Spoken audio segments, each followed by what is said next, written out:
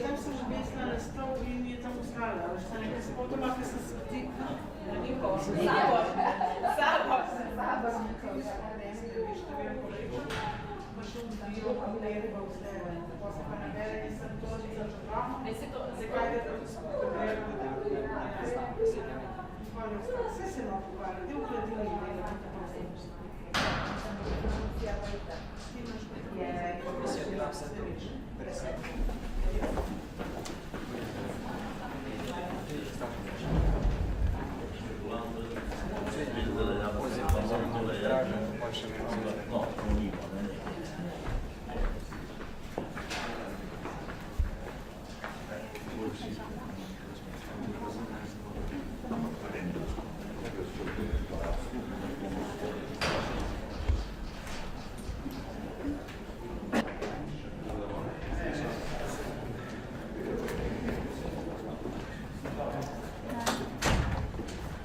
Ti tudi snimaš, ne?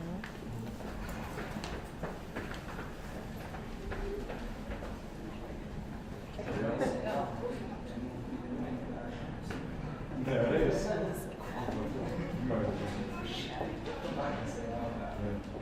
Obe?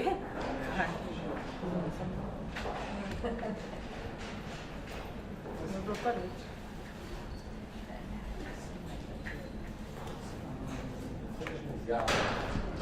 Najšte drugo leto, tako da ekipa. Niste, jaz sem slišala.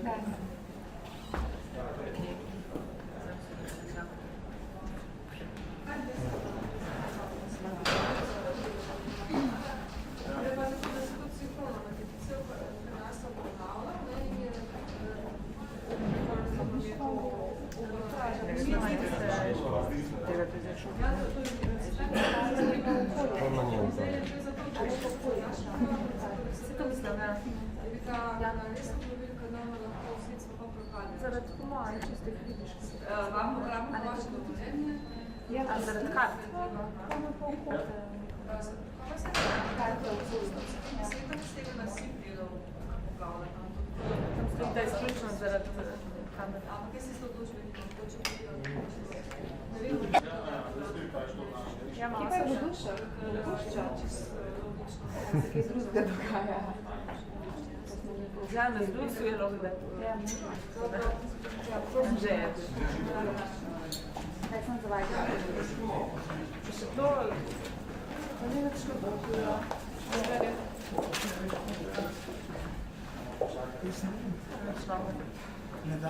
Jaz vašmu rečem, da prav se to se vem, da noben nišče tisti.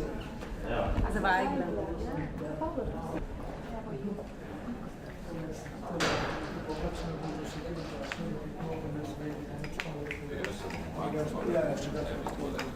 Dobar dan. Dobar dan. Ja.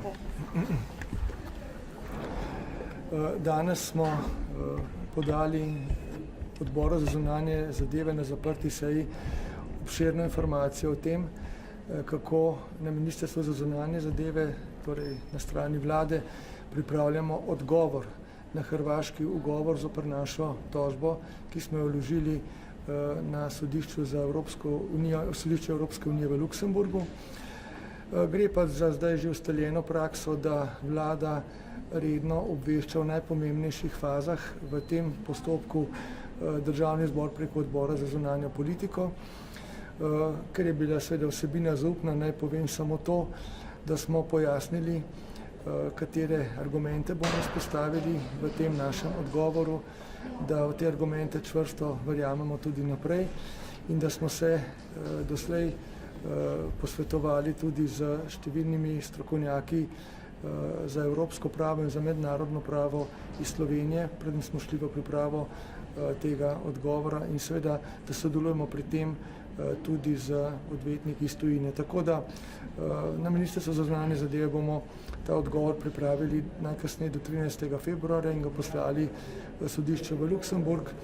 Kot rečeno pa je bila danes o tem opravljena razprava v odboru za zunanjo politiko, ki je bila zelo konstruktivna, iz katere lahko tudi črpamo nekatere ideje za, bi rekel, finalizacijo tega našega odgovora na hrvaški ugovor. Mora v bistvu to še kaj vlada potrditi, ta odgovor, ki ga boste poslali sodišču za Evropske unije v Luksemburgu, ali to lahko samo zunanje ministrstvo naredi in pa če ni res takšna skrivnost, vemo, kakšen je bil odgovor Hrvatov, ne, češ, da to sodišče sploh ni pristojno za to slovensko tožbo.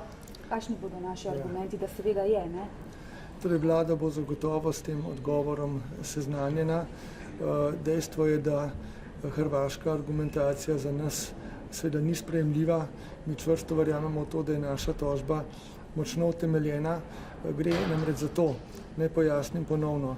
Mi s to tožbo zoper Hrvaško uveljavljamo to, da Hrvaška krši evropski pravni red.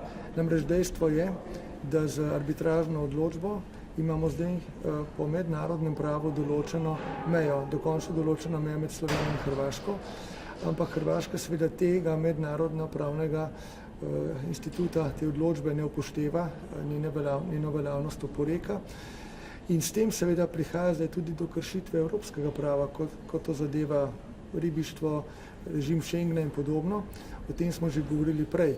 No in seveda te razloge zdaj navajamo v tožbi pred Evropskim sodiščem v Luksemburgu, torej sodiščem za Evropske unije. In to zato, ker seveda ne moremo nemoteno delovati v Evropski uniji, če Hrvaška krši pač evropski pravni red. To pa je povsem neodvisno od dejstva, da arbitražna odločba velja, mednarodno pravno zavezuje, tako bo tudi potem, ne glede na izid tega postopka, ko bo sodišče o tem odločilo. Kaj pričakujete naprej? Gospod Cerar, zdaj to je v bistvu naša replika slovenska na njihov ugovor, zdaj verjetno nekih pisnih pojasnil več ne bodo pričakovali, zdaj pa že v bistvu kaj? Že obravnave, povabila na ustne zagovore, kako je s tem? In pa kdaj se ga pričakujete? Sodišče bo v prihodnjih mesecih zagotovo že sprejelo neke postopkovne odločitve v tej zadevi. Lahko tudi omogoči eni in drugi državi še dodatno odgovora, tako da v tem primeru bi se postopek verjetno zavlekel v jesen v tej preliminarni fazi. Možno je tudi, da bo glede glavne zadeve na koncu razpisana glavna obravnava, ampak kar je najbolj pomembno, Slovenija je na to pripravljena, naši argumenti so močni, domnevamo pa, da bi lahko do dokončne odločitve prišlo nekje verjetno prihodnje leto. Ampak to so seveda neke napovedi, ki so odvisne od marsičesa, kar se bo v postopku še dogajalo. Kako je bila pa razprava? Je kakšna stranka bila recimo zelo proti?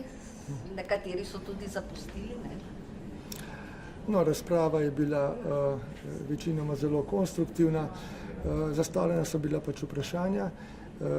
Poslance je zanimalo, kateri so elementi našega odgovora na hrvaški ugovor zoper našo tožbo. Zanimali so jih določeni vidiki postopka, tudi te časovni in drugi. In na to smo pač s pomočjo tudi naše zastopnice, torej agentke dr. Maje Menart, ki nas skupaj z zunanjimi odvetniki z njihovo pomočjo predstavlja v tem postopku, poslancem podali ustrezne odgovore. Ste karkoli kaj pogovarjate na vladi, da bi obiskali Zagreb oziroma povabili vaše hrvaške kolege, mogoče gospoda Plenkovića, sem se karkoli na tej točki premika ali čakate, da oni naredijo korak? Trenutno se o tem ne pogovarjamo. No pa se je vabilo za Zagreb postaja. Ja, res je, tako premier kot tudi jaz, kot zunanje ministrstvo dobila vabilo najnih kolegov, da pridejo v Zagreb, vendar kot sem pred dnevi že pojasnil, takšen pogovor na uradni ravni bo smiseln takrat, ko bo na hrvaški strani narejen kak pozitiven premik v smeri implementacije arbitražne odločbe. Če takšnega premika ni videti, potem seveda ni nekega posebnega smisla, da bi se zdaj o teh zadevah ponovno pogovarjali. Ravno zato smo zadevo prenesli na pravno področje, kajti tu se naj zdaj pokaže, da Hrvaška krši pač ne le mednarodno pravo, ampak tudi evropski pravni red. To mi seveda verjamemo in se smo priča tudi kršitvam pravzaprav iz tedna v teden. In pomembno je, da pa zdaj Evropsko sodišče v Luksemburgu odloči o tej zadevi. Novega veleposlanika so Hrvati poslali v Slovenijo, ste se že srečali, kolikor vemo, torej ste se kaj pogovorili, kako naprej tudi z njim?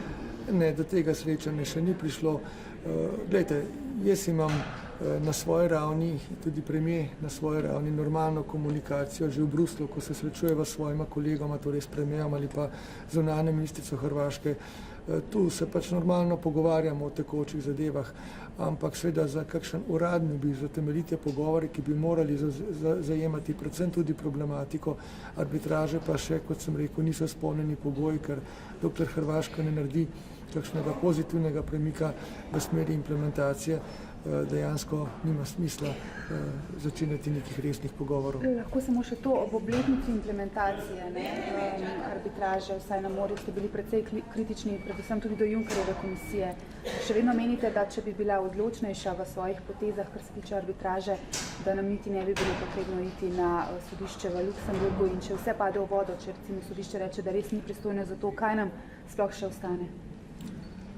Torej, kot rečeno, tudi če bi sodišče v Luksemburgu, na katerega smo naslovili tožbo, se izreklo bodi si za nepristojno ali pa ne bi pozitivno odgovorilo na našo tožbo, ostane neizpodbitno dejstvo še vedno, da je arbitražna odločba zavezujoča, da je to pomemben del mednarodnega prava, ki zdaj določa našo mejo. Na morju je ta meja že fiksno določena, na kopnem pa jo moramo, upam, da kmalu z neko mešano, torej demarkacijsko komisijo, še nekoliko podrobneje začrtati v naravi. Ampak meja je določena in na tem seveda je treba vztrajati, ker je to mednarodno pravno zavezujoča norma.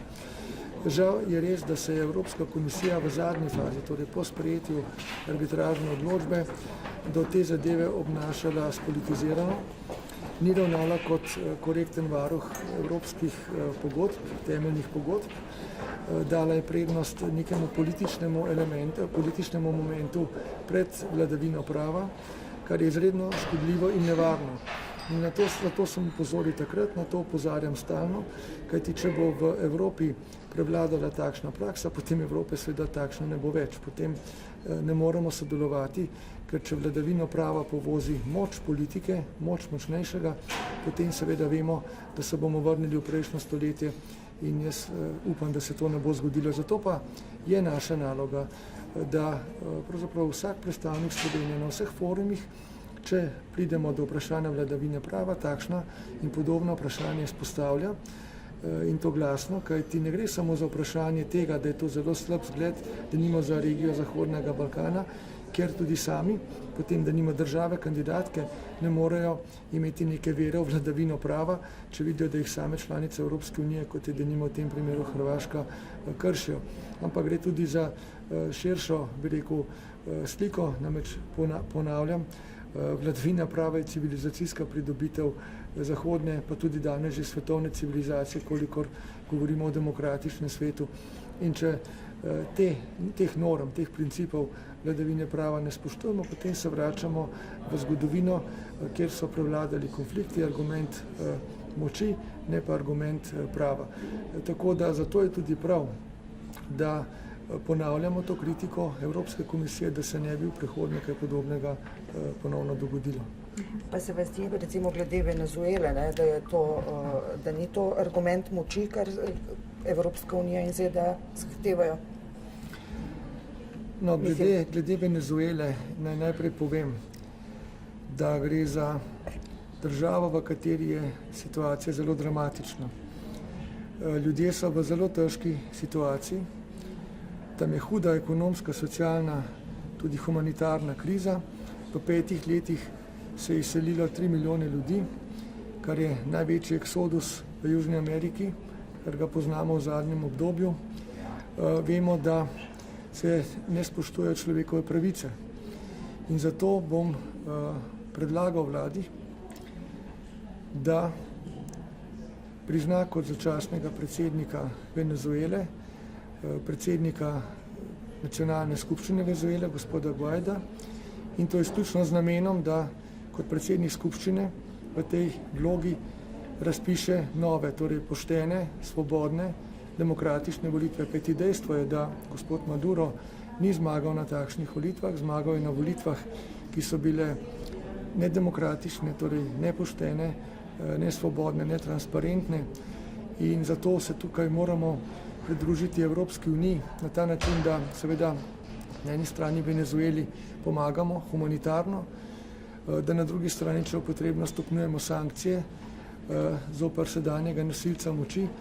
Predvsem pa Slovenija tukaj mora odreagirati tako, kot je prav, da torej zaradi pomoči ljudem, zaradi tega, da se bo v tej državi vzpostavila vladavina prava, demokracija, spet spoštovala človekove pravice, priznamo kot nosilca oblasti tistega, ki lahko, ki želi sklicati torej čim prej nove volitve, da se vzpostavi legitimno oblast in da se v to državo povrne nek mir, neka stabilnost, predvsem pa to, da ne bodo ljudje brez zdravil, brez hrane, da ne bodo bežali ali se celo bali državnega nasilja, ker so jim potem celo kršene človekove pravice. Zato bom predlagal vladi, da o tem odloči na način, kot sem povedal. Ampak tudi glede tega EU ni čisto enotno. Torej, Evropska unija kot taka je enotna v tem, da je v Venezueli huda humanitarna kriza, da prihaja do kršitev človekovih pravic in da je gospod Maduro nelegitimno, torej nedemokratično na oblasti in da je treba zadevo čim prej razrešiti z novimi volitvami in priti do, bi rekel, legitimne oblasti, ki bo vzpostavila neko normalno mirno stanje brez kršitev človekovih pravic. In zato je tudi Evropa, torej Evropska unija kot taka, pripravljena tukaj pomagati. Vemo, da se je ustanovila kontaktna skupina, stopnjuje se in se bo humanitarna pomoč in stopnjevale se bodo po potrebi sankcije. Ni pa Evropska unija kot celota, kot takšna pristojna, oziroma takšna praksa doslej ni bila uveljavljena, da bi priznavala, bi rekel, nosilce oblasti v posameznih državah, tako da to se zdaj prepušča nekako v odločitev posameznim evropskim državam.